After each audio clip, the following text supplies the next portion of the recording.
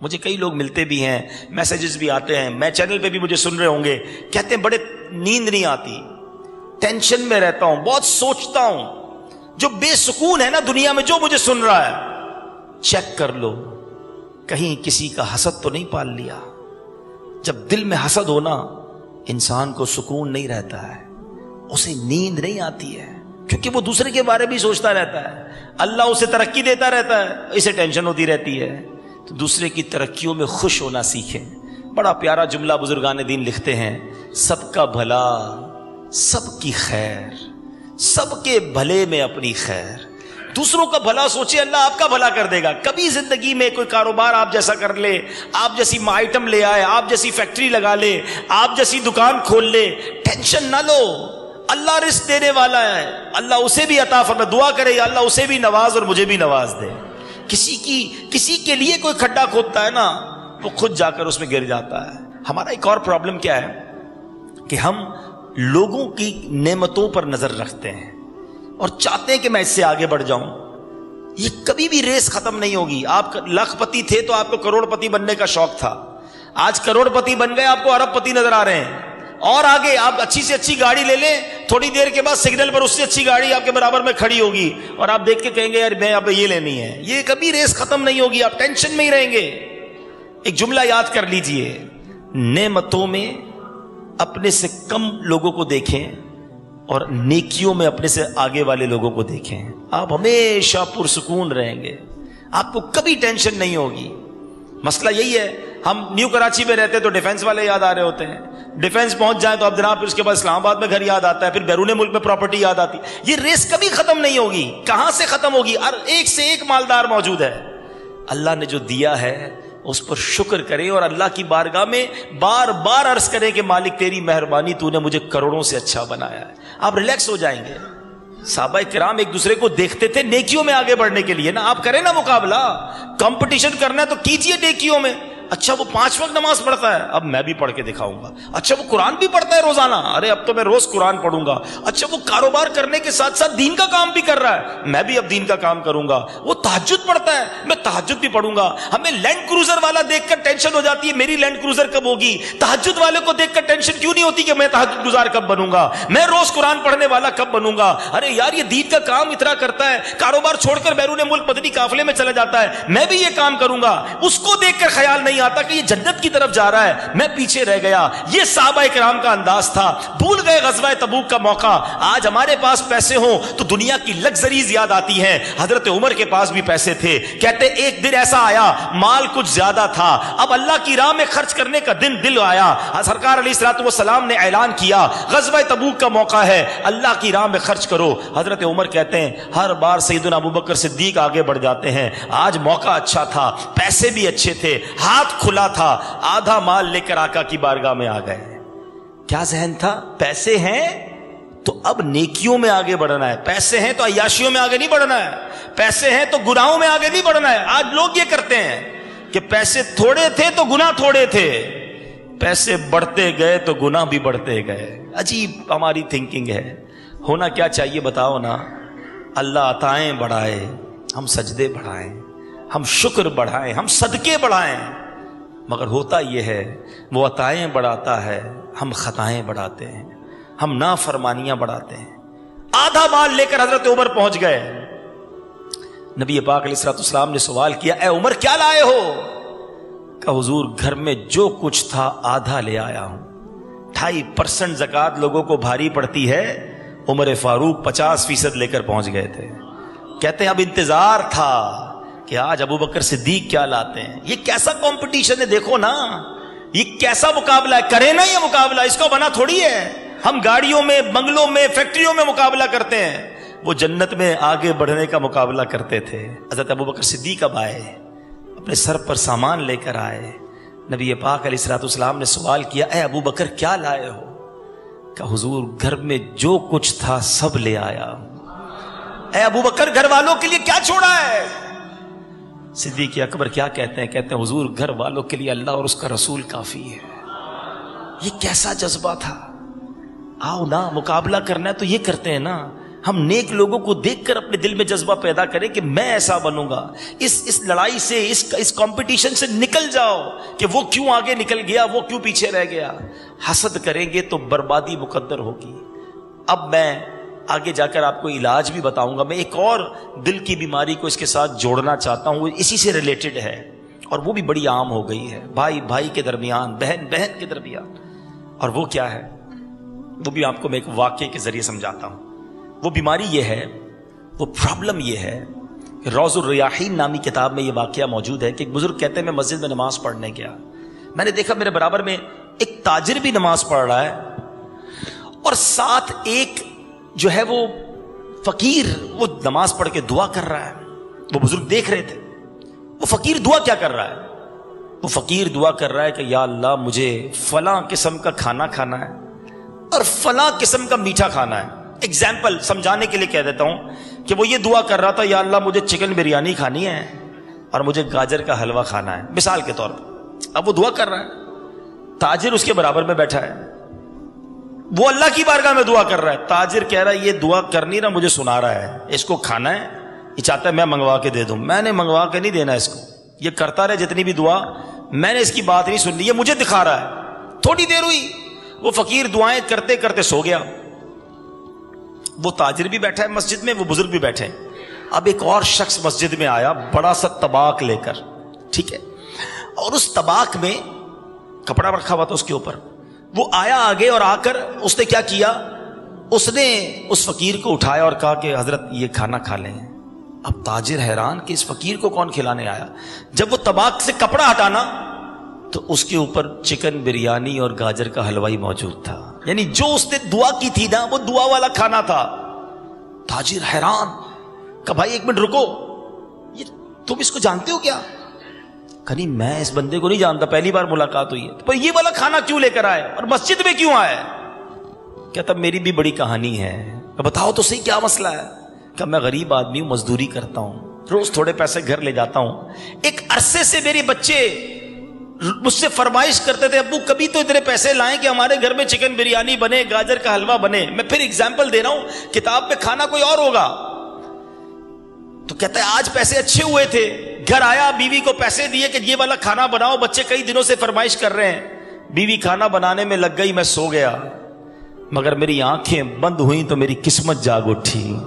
نبی پاک صلی اللہ تعالی علیہ وسلم خواب میں آئے, فرمایا تمہارے محلے کی مسجد میں اللہ کا ایک ولی آیا ہوا ہے اور اس نے اسی کھانے کی فرمائش کی ہے جو آج تمہارے گھر میں بنا ہے.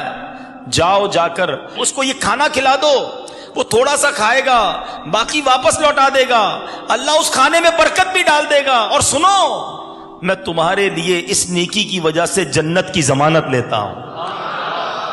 مزدور کہتا ہے میری تو لاٹری نکل آئی, میں اٹھا, کھانا بچوں کو نہیں کھلایا, طباق لے کے ادھر ہی آ گیا. اس فقیر نے تھوڑا ہی کھانا کھایا کہ باقی لے جاؤ.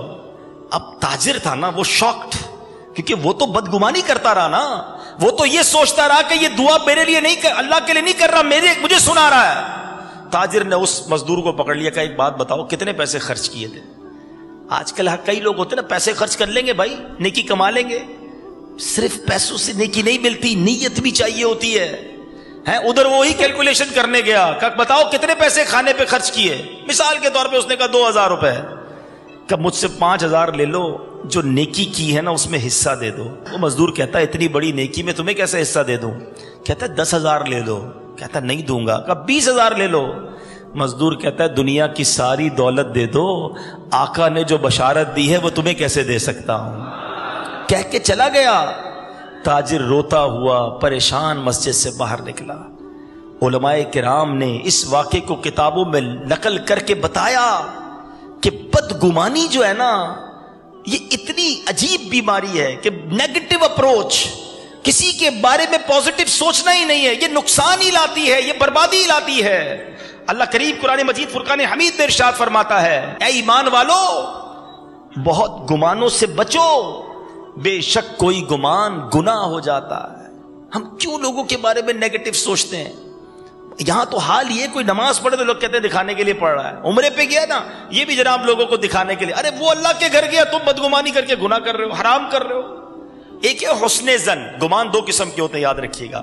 اچھا گمان پازیٹو, یا نیگیٹو جس کو بدگمانی کہتے ہیں. حسن زن بہت اچھی چیز ہے, بلکہ ایک آدھ جملہ یاد کر لو, حسن زن میں کوئی شر نہیں ہے اور بدگمانی میں کوئی خیر نہیں ہے. حسن زن کا عادی بنے, پازیٹو سوچے. اب مثال دیتا ہوں, اب آپ وہی والی بات کہ بیان تو ہو رہا ہے, آپ کہیں گے یار بیان تو اچھا ہو رہا ہے لیکن میں تو بدگمانی نہیں کرتا, میں تو کسی کے بارے میں نیگیٹو نہیں سوچتا. چلے ایک اور ٹیسٹ, آج دل کی بیماری کی بات ہو رہی ہے نا, ساتھ ساتھ لیبارٹری ٹیسٹ بھی کرتے جاتے ہیں, پھر آخر میں علاج بتا دوں گا. ٹھیک ہے جناب, اب ٹیسٹ کرتے ہیں. کسی کو فون کیا, ہمارا ضروری کام ہے یا پیسے نکلتے ہیں, فون نہیں اٹھایا اس نے. پہلا خیال دل میں کیا ہے؟ ہاں بھائی اب بڑا آدمی ہو گیا ہے, اب تھوڑی اٹھائے گا, مطلب نکل گیا نا, اب فون تھوڑی اٹھائے گا. کسی کے گھر گئے, دروازہ ناک کیا, گھر والوں نے کہا نہیں ہے گھر میں. ویری فرسٹ تھاٹ, پہلا خیال کیا آتا ہے؟ اندر ہی ہوگا جھوٹ بول رہا ہے. اللہ اکبر. ہم کیوں نہیں سوچ سکتے؟ مجھے بتائیے نا, آپ اگر سو رہے ہو تو کیا فون اٹھا لیتے ہیں؟ واش روم میں ہو تو کیا فون اٹھا لیتے ہیں؟ قرآن پڑھ رہے ہو, نماز پڑھ رہے ہو, فون اٹھاتے نہیں اٹھا سکتے. جب آپ کچھ کیفیات میں فون نہیں اٹھا سکتے تو امیجن کریں وہ بھی اسی کیفیت میں ہوگا. حسن زن کیوں نہیں لاتے؟ آپ نے کسی کو بلایا دعوت میں, مثال کے طور پہ شیطان ہے نا اتنا مردود ہے, اس نیکی کے کام میں بھی بدگمانی کروا سکتا ہے. مثال کے طور پہ اس اجتماع میں آپ نے, یہ بیچارے ہمارے اسلام بھائی کئی دنوں سے کوشش کر رہے ہیں اور آپ سب کے پاس گئے ہوں گے, کارڈز دیے, دعوت دی, لیکن مثال کے طور پہ آپ نے کسی کو دعوت دی, یار میں بھی جا رہا ہوں تم بھی آ جاؤ, وہ نہیں آیا. پہلا خیال کیا آتا ہے؟ ہاں بھائی فنکشن میں بلاتا نا تو بالکل میرے سے پہلے پہنچ جاتا, اپنی گاڑی لے کر آتا فلم دیکھنے کے لیے. اجتماع میں بلایا تھا نا اللہ رسول کے نام کے لیے, ادھر کدھر آئے گا؟ اب بتاؤ, اس کا اس اجتماع میں آنا واجب نہیں ہے, کسی بھی وجہ سے نہیں آیا, نہیں طبیعت نے چاہا, مگر آپ کی اس بدگمانی نے آپ کو گناہ کبیرہ کروا دیا. اتنا عجیب معاملہ ہے.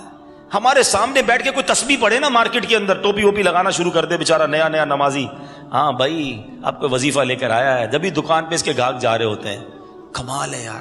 وہ اللہ رسول کا ہو سکتا ہے کسی بیان میں ہی سن لیا ہو کہ درود پاک پڑھنا چاہیے اس لیے تسبیح لے لی, وہ دکان پہ بیٹھ کے تسبیح پڑھ رہا ہے, ہم کہہ رہے ہیں پتہ نہیں کون سا وظیفہ پڑھ رہا ہے, میری دکان کی طرف رک کر کے پھونکتا رہتا ہے. وہ وظیفے کر کے مرتبے پڑھ رہے ہیں اس کے, اور آپ کی بدگمانی کر کے گناہ بڑھ رہے ہیں. یہ بدگمانی اتنا برا گناہ ہے. دنیا میں کئی گناہ ہوتے نا, اس کے لیے پارٹنر چاہیے. جھوٹ بولنے کے لیے کوئی دوسرا بندہ چاہیے نا, بندہ جھوٹ بولے گا کس کے ساتھ؟ بد نگاہی کے لیے معاذ اللہ کسی کو دیکھے گا. مگر بدگمانی ایسا گناہ ہے کہ جس کے لیے کوئی پارٹنر نہیں چاہیے, بندہ اکیلے ہی سوچتا رہے, کسی کے بارے میں نیگیٹو سوچتا رہے اور گناہوں کا میٹر چلتا رہتا ہے. اب آپ سوچئے کہ کہیں ہم تو بدگمانی نہیں کرتے, کہیں ہم تو کسی کے بارے میں نیگیٹو نہیں سوچتے. پازیٹو سوچے, اچھا سوچے. ہیں نماز پڑھے تو بندے کو کہتے ہیں یار دکھانے کے لیے پڑھ رہا ہے. حج کے لیے کیوں گیا؟ تو حج کے لیے اس لیے جا رہا ہے کہ ادھر بھی کوئی کاروبار کرتا ہوگا.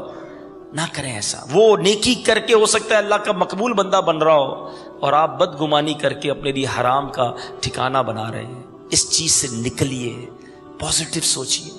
ایک بزرگ کہتے ہیں کہ کبھی بھی کسی کو روتا دیکھو نا, اللہ کی بارگاہ میں کوئی رو رہا ہے تو تم بھی رونا شروع کر دو. ایک بار میں نے ایک رونے والے شخص کے بارے میں بدگمانی کی تھی کہ یہ ریاکاری کر رہا ہے, دکھانے کے لیے رو رہا ہے. 1 سال کے لیے رونے کی لذت مجھ سے چھین لی گئی. پتہ نہیں کس کس عبادت سے محروم ہو گئے ہوں کسی کے بارے میں بدگمانی کر کے. بھائی یہ اس لیے تھوڑی بیان کرتا ہے, یہ اس لیے تھوڑی نعت پڑھتا ہے, یہ تو اس لیے کرتا ہے. آپ ہم میں اور آپ ہوتے کون ہیں؟ کسی کے دل پہ ہمارے پاس کوئی پیرامیٹر ہے کہ ہم چاہتے ہیں کہ کیوں کر رہا ہے یہ؟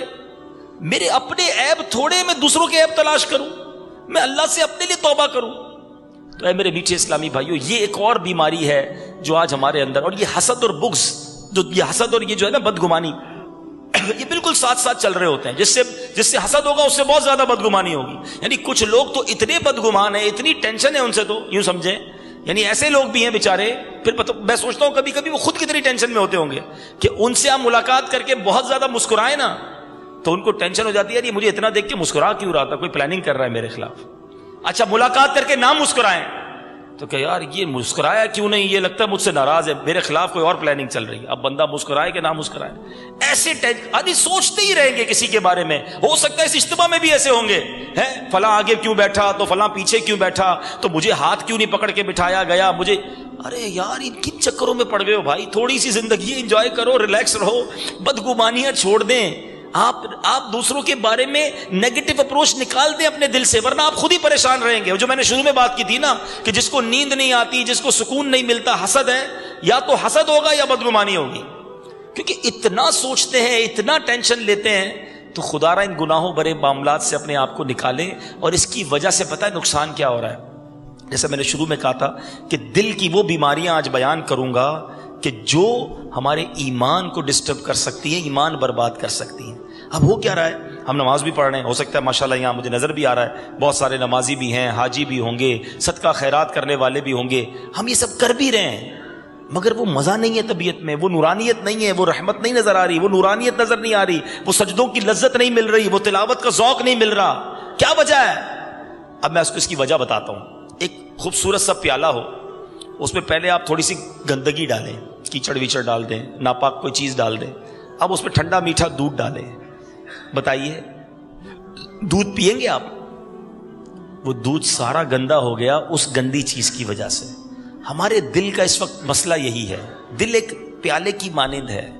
ہم نے دل میں کہیں غیبت چھپا رکھی ہے، کہیں بغض رکھا ہے، کہیں بدگمانی رکھی ہے، کسی نے دل میں تکبر رکھا ہے، کوئی حسد پال کے بیٹھا ہے اور نمازیں بھی پڑھ رہا ہے، روزے بھی رکھ رہا ہے، صدقے بھی دے رہا ہے. اب وہ عبادت کا دودھ جو جا رہا ہے، مگر ساتھ وہ جو گندگی ہے نا، وہ اس دودھ کی پاکیزگی نہیں دے رہی آپ کو، وہ گندا کر دیتی ہے اس کو، اس کے اندر وہ برکت ہی نظر نہیں آتی. یہ دونوں چیزیں گڈمڈ ہو رہی ہیں. یاد رکھو عبادت کا نور جو ہے نا وہ گناہوں کی ظلمت کے ساتھ نہیں ملے گا. پہلے یہ صاف کرنا ہوگا. پیالہ دھوتے ہو نا پینے سے پہلے گلاس، تو پہلے دل کو ان گندگیوں سے پاک کریں. پھر دیکھیں ہر سجدہ آپ کی معرفت الہی میں اضافہ کرے گا.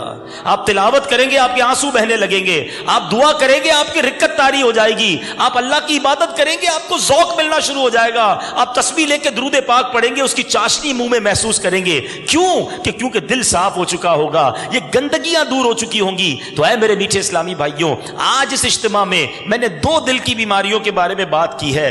خدا را حسد سے اپنے آپ کو بچاؤ، خدا را بدگمانی سے اپنے آپ کو بچاؤ. یہ ایسی بیماری ہے، لوگ ویسے بڑی مسکرا کے ملیں گے، یہ اتنی خطرناک بیماری ہے. بھائی بھائی ہوگا، دوست دوست ہوگا، ساتھ کاروبار کرنے والے ہوں گے، کھانا روز ساتھ کھاتے ہیں، لیکن دل میں حسد پال کر بیٹھے ہیں. کوئی گھر پر بلائے نا، آئے بھائی ذرا میرے گھر پر آئیے گا، نیا گھر لیا ہے، آپ کی دعوت ہے، گھر بھی جائیں گے، بریانی بھی کھائیں گے، اس کے سامنے یہی کہیں گے کیا گھر بنایا ہے، شاندار گھر بنا ہے، ڈرائنگ روم تو بہت اچھا ہے. باہر نکل کے کہیں گے 2 نمبر کے پیسوں سے بنایا ہے. یعنی کمال ہے یار. ساتھ دوستی ہے لیکن دل میں حسد پال کے بیٹھا ہوا ہے. کوئی دوست آ کر بتائے نا یار نئی گاڑی لی ہے، ارے کیا زبردست گاڑی، کلر بھی بہت اچھا ہے، ارے ماڈل بھی زبردست ہے، ویری گڈ. جیسے ہی وہ نکلا یہ سود کے پیسوں سے لی ہوگی. تمہیں کیوں پرابلم ہے یار؟ اس نے کسی بھی پیسے سے لی، ہم کیوں؟ اچھا اس کا کیا بگڑا؟ اس کی گاڑی واپس نہیں آ گئی، اللہ نے دینا ہے اس کو اور دے گا. گناہ آپ کو مل گیا، تکلیف آپ کو مل گئی، ٹینشن آپ نے لے لی. نکالو اپنے دلوں سے ان بیماریوں کو. اور یقین کریں اگر یہ دل حسد سے پاک ہو گئے نا، اگر یہ دل بدگمانی سے پاک ہو گئے، ہماری لائف پرسکون ہو جائے گی، لڑائی جھگڑے ختم ہو جائیں گے، کاروباری جس کو بزنس جیلسی کہتے ہیں ختم ہو جائے گی. ہم کیوں دوسروں کے بارے میں نیگیٹو سوچتے ہیں؟ مدینہ منورہ کی مارکیٹ ہے، مولانا ضیاء الدین مدنی کتب مدینہ یہ واقعہ سناتے. سنو پہلے بزنس مین کیسے ہوتے تھے. ایک شخص ایک کپڑے کے تاجر کے پاس گیا، جا کر کہتا ہے حضرت مجھے ایک کپڑا چاہیے، آپ کے پاس ہے؟ کہا بالکل ہے. کہا اتنا دے دیں. کہا بھائی بات سنو، مسئلہ یہ ہے جو کپڑا تم مانگ رہے ہو میرے پاس تو ہے، لیکن سامنے میرے بھائی کی دکان ہے، میری آج صبح سے بڑی اچھی سیل ہو گئی ہے، صبح سے دیکھ رہا ہوں وہ فارغ بیٹھا ہے، جا کر اس سے لے لو تاکہ آج اس کی بھی سیل ہو جائے.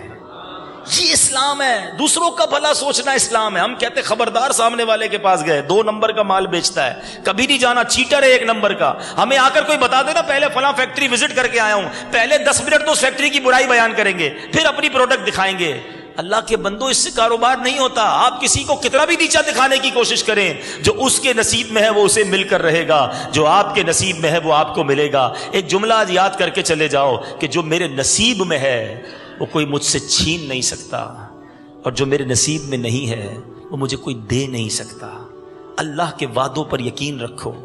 دانے دانے پہ لکھا ہے کھانے والے کا نام. دوسرے کا آپ کبھی بھی، جو بڑے کاروباری بیٹھے میری بات کو سیکنڈ کریں گے، آپ کبھی بھی اپنی پروڈکٹ یہ کہہ کر نہیں بیچ سکتے کہ اس کی خراب ہے مجھ سے لے لو، ہے اس کی پروڈکٹ اچھی نہیں ہے میری خرید لو. نہیں جناب، کوئی نہیں خریدے گا. آپ اپنی پروڈکٹ اچھی بنائیں نا. اچھی ہوگی تو خود آپ کے پاس گاہک آ جائے گا. تو دوسروں کی برائی والے فیز سے نکل آئیں, اپنے کاروبار پر توجہ دیں, اپنی پروڈکٹ پر توجہ دیں, اس کو بیوٹیفائی کریں, اس میں کوئی حرج نہیں ہے, وہ آپ کریں. لیکن کسی کے بارے میں نیگیٹو سوچ کر, کسی سے حسد کر کے آپ ترقی نہیں پائیں گے, آپ برباد ہی ہو جائیں گے. اب میں نے یہ دونوں پرابلمز بتا دی, ایک اور بات ساتھ بتا دوں. حسد کرنا یقیناً منع ہے, بدگمانی کرنا یقیناً منع ہے, لیکن سبحان اللہ, what a beautiful religion we have. کتنا شاندار مذہب ہے ہمارا. مذہب ہمیں یہ بھی بتاتا ہے کہ ایسے کام بھی نہ کرو کہ تم سے لوگ حسد کرنے لگے ہیں. اپنے آپ کو ایسے کاموں سے بھی بچاؤ کہ لوگ اس گناہ میں مبتلا ہوں. اپنے بھائیوں سے محبت کرو نا تاکہ وہ گناہ نہ کریں, اور ایسے کام نہ کرو کہ لوگ بدگمانی کریں. اب مثال کے طور پہ آج ایک عجیب ٹرینڈ بنا ہوا ہے. اب تو پتہ نہیں کیا ہو گیا ہے کہ جو آج میں نے کھانا بھی ہے نا وہ بھی پہلے پوسٹ کر رہا ہے. کھانا پیٹ پہ بعد میں جائے گا, پہلے فیس بک پہ جائے گا. اپنی ڈشیں لگائیں گے, آج فیملی کے ساتھ فلاں جگہ گھومنے گیا ہوں, آج فلاں ریسٹورنٹ میں فوراً چیک ان کرنا ہے, آج یہ والی گاڑی لی ہے. تھوڑے پیسے دکھانے زیادہ ہیں. اللہ کے بندوں, جو پرانے پیسے والے تھے نا, بزرگ بیٹھے ہوں گے میری بات کو کہیں گے, وہ ہمیں شروع سے سمجھاتے تھے کہ نعمتوں کا اتنا زیادہ بھی اظہار نہیں ہونا چاہیے. اتنی زیادہ جس کو کہتے ہیں شو آف, یہ حسد کروا دے گا, آپ کو نظر لگوا دے گا. اللہ نے دیا ہے تو اللہ کی راہ میں خرچ کریں.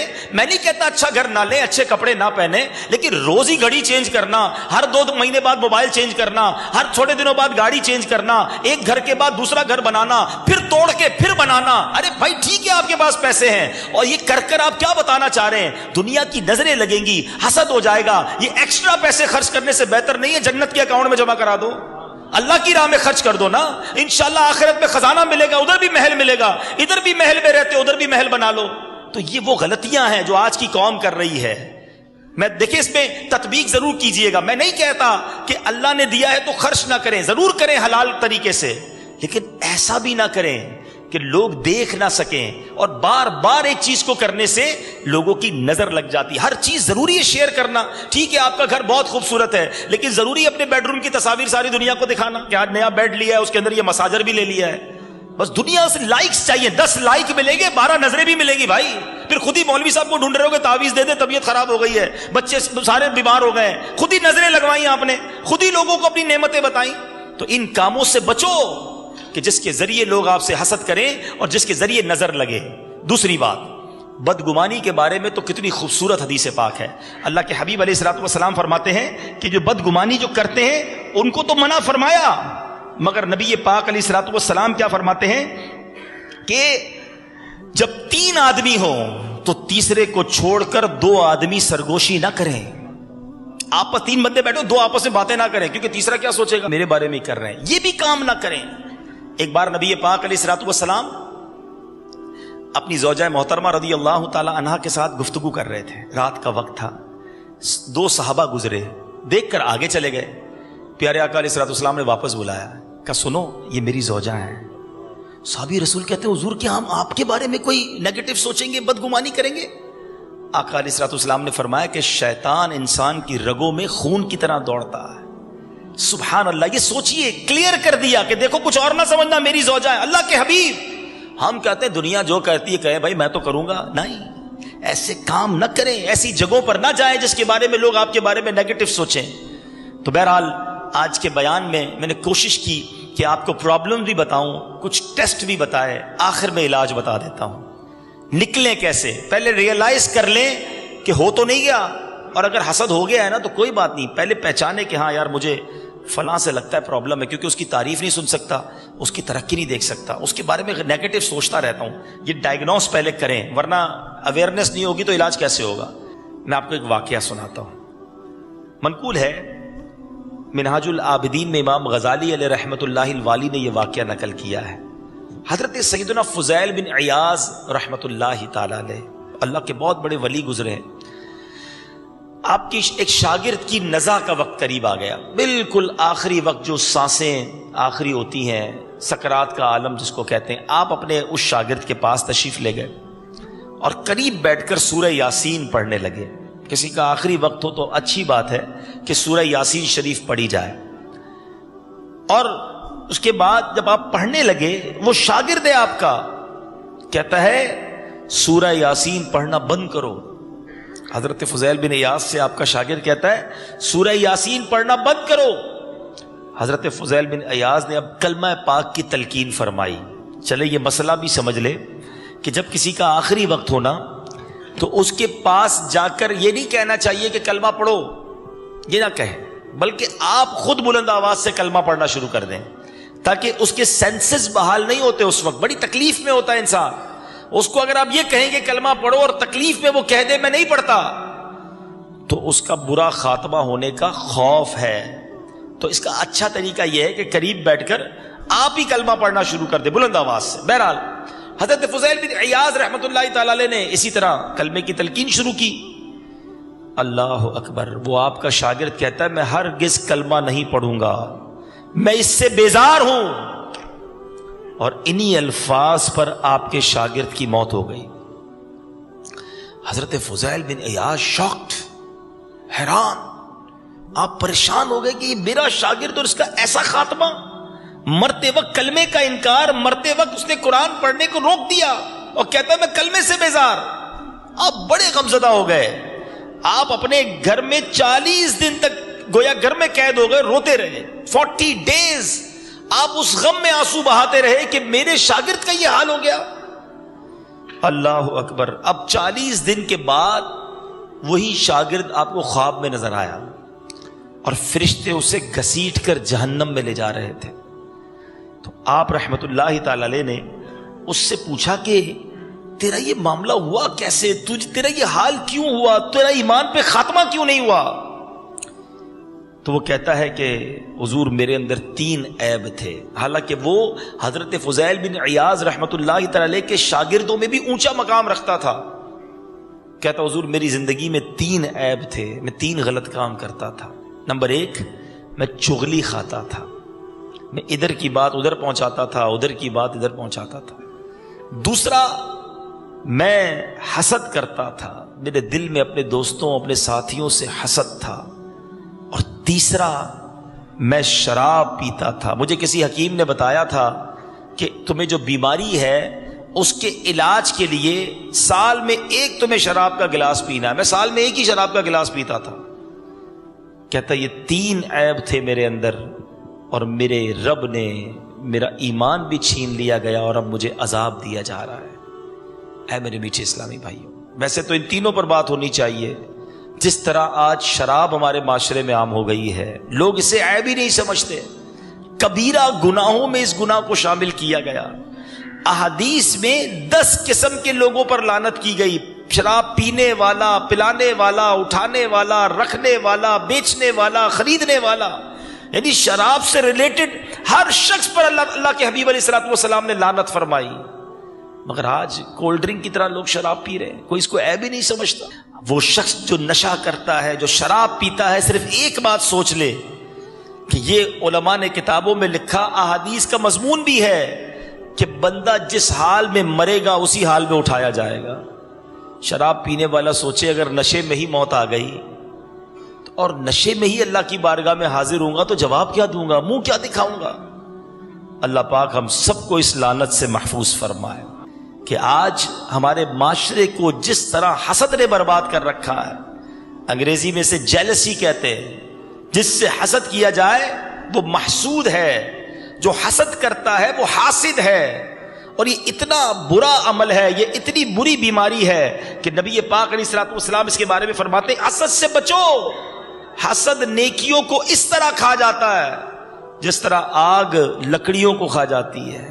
لکڑی جلائیں، تھوڑی دیر بعد لکڑی ختم، نیکیاں برباد ہو جاتی ہیں. اے روزے رکھنے والو، اے نماز پڑھنے والو، اے صدقہ خیرات دینے والو، حج اور عمرے کرنے والو، بڑی اچھی بات ہے. لیکن ان عبادتوں کے ساتھ ساتھ اگر یہ بیماریاں بھی پالی ہوئی ہیں، کسی کا حسد دل میں ہے، تو کہیں ایسا نہ ہو کہ یہ ساری نیکیاں برباد ہو جائیں.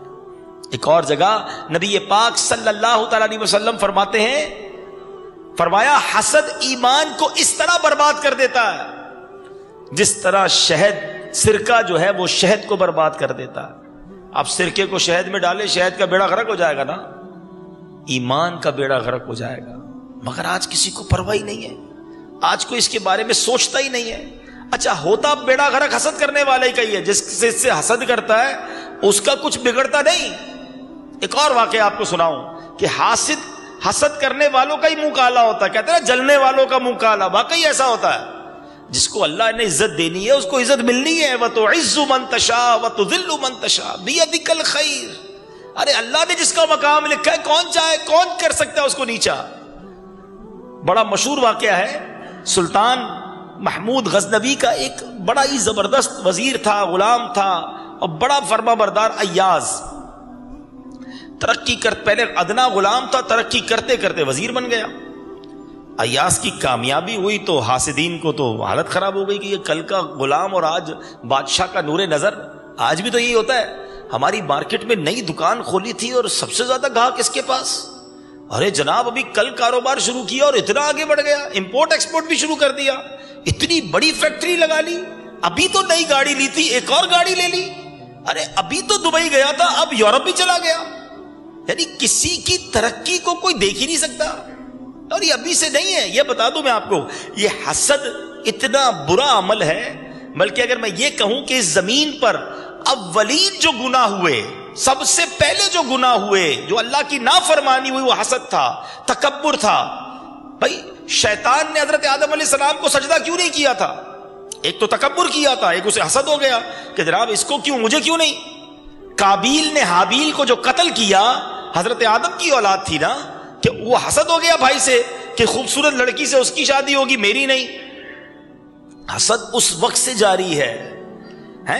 شیطان اللہ کی بارگاہ میں مردود ہوا حسد کی اور تکبر کی وجہ سے, مگر ہم یہ سمجھتے نہیں اور دل میں پالے بیٹھے. اب ایاز کی ترقی ہو رہی ہے, ساتھ کے ساتھیوں کو پرابلم شروع ہو گئی. اب تاک میں رہتے تھے کسی طرح اس کو نیچے گرا دیں. یہ آفیسز میں بھی ہوتا ہے, خاندانوں میں بھی ہوتا ہے, اداروں میں بھی ہوتا ہے. لیگ پولنگ کرتے رہتے ہیں, کسی نہ کسی کے پیچھے ہی رہتے ہیں, اس کو نظر سے گرا دیں, اس کی چغلی کریں, اس کی جاب چھڑوا دیں, اس کی ترقی رکوا دیں. جتنی دیر اس کی ترقی رکوانے پر کوشش کر رہے ہو اتنی دیر اپنے کام پر توجہ دیتے تو خود ترقی ہو جاتی. بھائی کسی کو نیچا دکھانے کے لیے جتنی پلاننگ کرتے ہیں, اپنے آپ کے اچھی بہتری کے لیے پلاننگ کریں, آپ آگے بڑھ جاتے. اب ایاز کے بارے میں سوچتے رہتے تھے. اب ایاز کا ایک بڑا عجیب سا معمول تھا کہ ایک مخصوص وقت میں ایک کمرے میں جاتا, تالا کھول کر اور اندر جا کے وہ تالا بند کر لیتا. سب دیکھتے یہ کوئی نہ کوئی راز ہے اس کے اندر, یہ کیوں روز کمرے میں جاتا ہے, کوئی خزانہ چھپایا ہوا ہے. بادشاہ سلامت سے انعام لیتا ہے, ادھر ڈمپ کرتا ہے. There is something special in that room. بادشاہ سلامت کو کہا کہ حضور یہ جو ہے نا کمرہ خاص اس نے بنایا ہوا ہے اور اس کو تالا لگا کے رکھتا ہے, کسی کو اندر جانے بھی نہیں دیتا. آپ دیکھیں اندر کوئی راز ہے, اس نے کوئی چیز چھپائی ہوئی ہے. محمود صاحب کو, بادشاہ صاحب کو بڑا یقین تو تھا ایاز پر, مگر جب اتنی ساری شکایتیں آئیں تو کہا چلو چلتے ہیں, جا کے دیکھتے ہیں. اب وہاں گئے اور تالا لگا ہوا تھا, کہ تالا توڑو. تالا توڑا گیا. اب جیسے ہی کمرے میں گھسے تو وہ درباری بڑے خوش تھے کہ اب کوئی راز کھلے گا, ایاز جو ہے ذلیل ہو جائے گا اور یہ نیچے آ جائے گا. جب کمرے میں گئے تو پرانے بوسیدہ لباس تھے, پرانی چپلیں تھیں, سب پرانا سا سامان تھا. سارے لوگ حیران ہو گئے کہ اس کمرے میں یہ آ کر کرتا کیا ہے, پرانا لباس, پرانے چپل, اور کمرے میں آ کر بند ہو جاتا ہے. اب ایاز کو بلایا گیا اور کہا گیا کہ یہ کیوں جاتے ہو روز کمرے میں؟ تو ایاز نے کیا کہا, سنو. وہ کہتا ہے یہ میری غلامی کے دور کی یادیں ہیں. میں روز کمرے میں آتا ہوں اور ان چپلوں کو, ان کپڑوں کو دیکھتا ہوں, پھر اپنے لباس کو دیکھتا ہوں, اپنی اوقات کو یاد کرتا ہوں کہ میں کیا تھا اور کیا بن گیا ہوں. بادشاہ سلامت اللہ کا بھی شکر ادا کرتا ہوں, آپ کو بھی دعائیں دیتا ہوں کہ آپ نے مہربانی کی تو میں ادھر پہنچ گیا. روز اس کمرے میں آ کر کچھ دیر اپنی اوقات کو یاد کرتا ہوں. اللہ اکبر. جب بادشاہ نے یہ سنا, مزید انعام و اکرام سے نوازا, اسے مزید ترقی مل گئی. اور جلنے والوں کا کیا ہوا, ان کا منہ کالا ہی ہوا. آج بھی ایسا ہی ہے, جلنے والوں کو ترقی نہیں ملتی, وہ برباد ہی ہوتے ہیں. اور حسد ویسے بھی, جیلسی کہتی جلن کو ہے نا, اور حسد کرنے والا جلتا ہی رہتا ہے. تو اے میرے میٹھے اسلامی بھائیوں, اپنے آپ کو اس بیماری سے نکالیے, اس پرابلم سے نکالیے. یہ ایسی پرابلم ہے جو بربادی کی طرف لے جاتی ہے. اب ہو سکتا ہے کسی کے ذہن میں خیال آ رہا ہو کہ جناب میں تو حسد نہیں کرتا, اور اچھی بات کر رہے ہیں مولانا صاحب, بیان بڑا اچھا کر رہے ہیں اور بالکل نہیں کرنا چاہیے, مگر میں تو نہیں کرتا. تو چلے, جس طرح آپ کسی لیبارٹری میں جا کے اپنا blood pressure, sugar, cholesterol check کرواتے ہیں, آج میں آپ کو ایک چھوٹا سا ٹیسٹ دے رہا ہوں, سارے لوگ چیک کر لیں. اب میں جو کہتا جاؤں اپنے آپ سے پوچھتے جائیں, ٹھیک ہے نا, کہ کہیں میں تو حسد نہیں کرتا.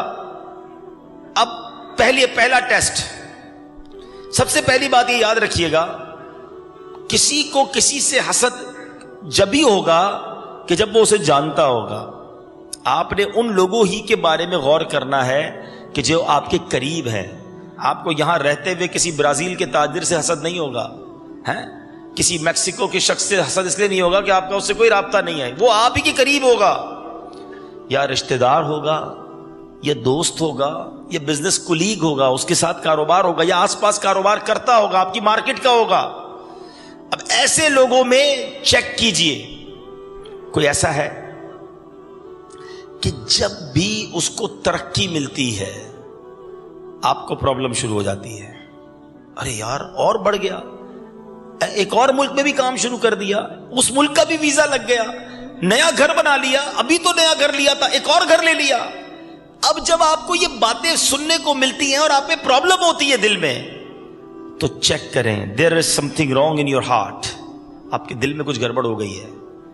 دوسرا ٹیسٹ, کوئی ایسا ہے آپ کی فیملی میں, آپ کے دوستوں میں, آپ کے کاروباری کولیگز میں, رشتہ داروں میں, کہ جب اس کی کوئی تعریف کرتا ہے, آپ کے پاس آ کے کوئی کہ یار پتہ چلا ماشاءاللہ وہ بھائی بہت ترقی کر لی انہوں نے, ہاں یار بڑا ان کا نام بھی ہو گیا ہے. جب ان کی کوئی تعریف کرتا ہے آپ کے سامنے تو آپ کو اچھا نہیں لگتا, آپ کہتے ہیں کوئی اور بات کرو نا, اس کا ذکر کیوں کر رہے ہو. کسی کی تعریف اگر اچھی نہیں لگ رہی ہے تو پھر چیک کریں کچھ گڑبڑ ہو گئی ہے. حسد اسی کا تو نام ہے.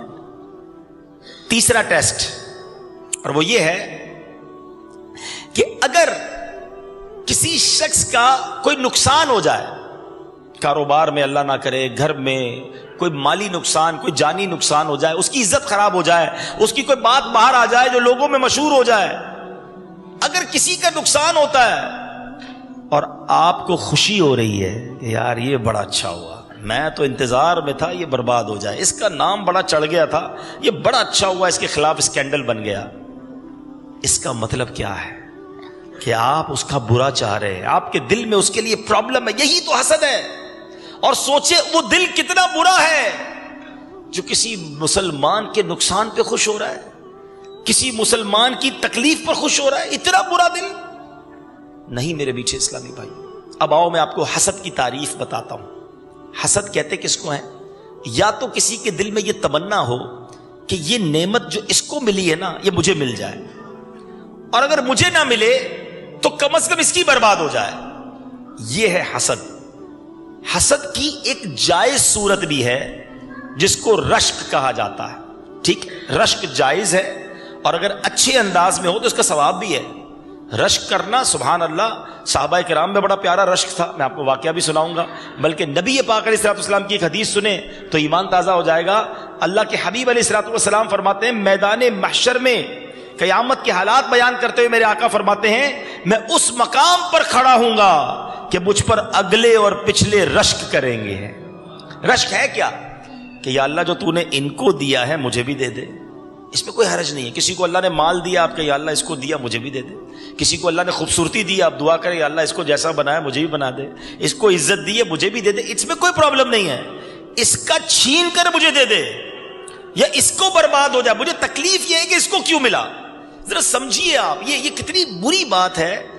بیسیکلی حسد کرنے والا آپ کو پتہ کرتا کیا ہے, کس پر آرگیومنٹ اور کس پر اعتراض کرتا ہے. مجھے آپ سب مل کے جواب دیں گے. بتائیے عزت دینے والا کون ہے؟ سب مل کے جواب دیں. عزت دینے والا کون ہے؟ دولت دینے والا کون ہے؟ اولاد دینے والا کون ہے؟ خوبصورت بنانے والا کون ہے؟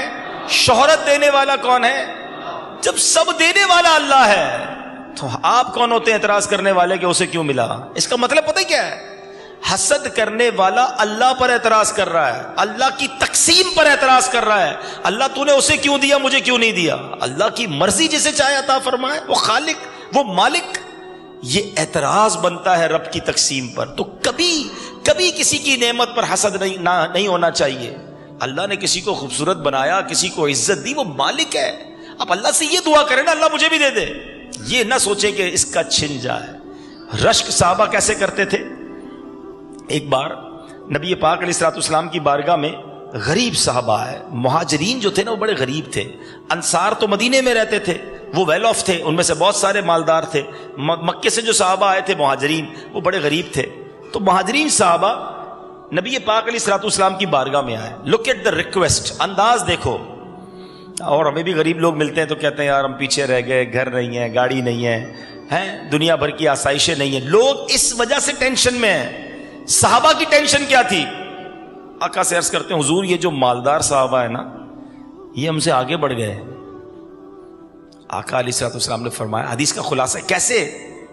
کہ حضور یہ صدقہ دیتے ہیں ہم تو نہیں دے سکتے, یہ اللہ کی راہ میں خرچ کرتے ہیں ہم تو نہیں خرچ کر سکتے, یہ خیرات کرتے ہیں ہم نہیں کرتے, یہ غلام آزاد کرتے ہیں اپنے پیسوں سے ہم نہیں کرتے, ہم نیکیوں میں پیچھے رہ گئے.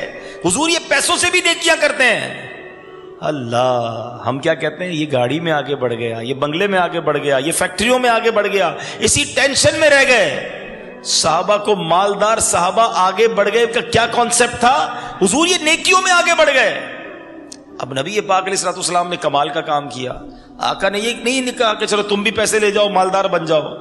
نبی پاک نے فرمایا میں ایسا عمل نہ بتا دوں کہ اگر تم وہ عمل کر لو تو سب سے آگے ہو جاؤ گے, تم ان کے سب کے قریب پہنچ جاؤ گے. اگر کوئی اور عمل کرے گا تو وہ تمہارے برابر آئے گا ورنہ تم آگے رہو گے. کہ حضور ضرور بتائیے. نبی پاک نے فرمایا ہر نماز کے بعد 33 بار تسبیح, 33 بار تحمید, 33 بار تکبیر کہا کرو, 33 بار سبحان اللہ, 33 بار الحمدللہ, 33 بار اللہ اکبر کہہ لیا کرو. انشاءاللہ جو آگے ہیں تم ان کے برابر ہو جاؤ گے. اچھا صحابہ آئے اسی لیے تھے, پیسے لینے تو آئے نہیں تھے, نیکیاں لینے آئے تھے نا. بڑے خوش, ریلیکس, اب ہو گیا کام, پیسے نہیں ہے تو کیا ہوا, ہم یہ تسبیح پڑھ لیں گے. تھوڑی دیر ہوئی تو مہاجرین صحابہ پھر آ گئے.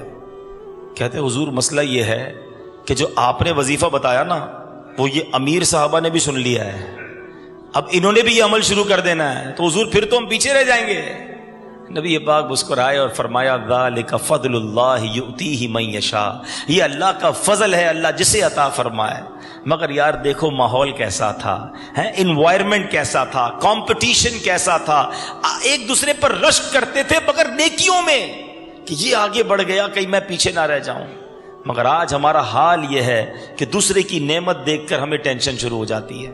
اب علاج کیا ہے؟ سبحان اللہ, اس طرح کی ساری بیماریوں کا ایک سب سے پہلا علاج تو یہ ہے بندہ اللہ سے دعا کرے. الدعاء صلاح المؤمن, دعا مومن کا ہتھیار ہے. اللہ کے حبیب سبحان اللہ ہمیں ترغیب دے رہے, دعا کریں, اللہ سے عرض کریں مالک جیسا بھی ہوں بندہ تیرا ہوں, دل میں حسد آ گیا ہے, مالک گندا ہو گیا ہے, کرم کر میرے دل کو صاف کر دے. روتے روتے دعا کریں, اللہ کریم کرم فرمائے گا, دل اجیالہ ہو جائے گا. دوسرا علاج یہ ہے کہ جس سے حسد ہو گیا ہے نا اس کے لیے دعا کرے. ہاں یہ ہے اینٹی بائیوٹک, تھوڑا سا درد ہوگا, انجیکشن میں بھی درد ہوتا ہے نا.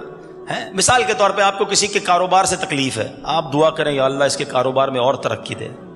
آپ کہیں مولانا صاحب مجھے اس کے کاروبار سے تکلیف ہے, آپ اسی سے دعا, ہاں یہی آپ کا علاج ہے. تکلیف ہوگی مگر ہوگا کیا؟ مثال کے طور پہ آپ کو کسی کی خوبصورتی سے تکلیف ہے, بولے یا اللہ اس کے حسن و جمال میں اور اضافہ کر, اس کی شہرت میں اور اضافہ کر. ہوگا کیا؟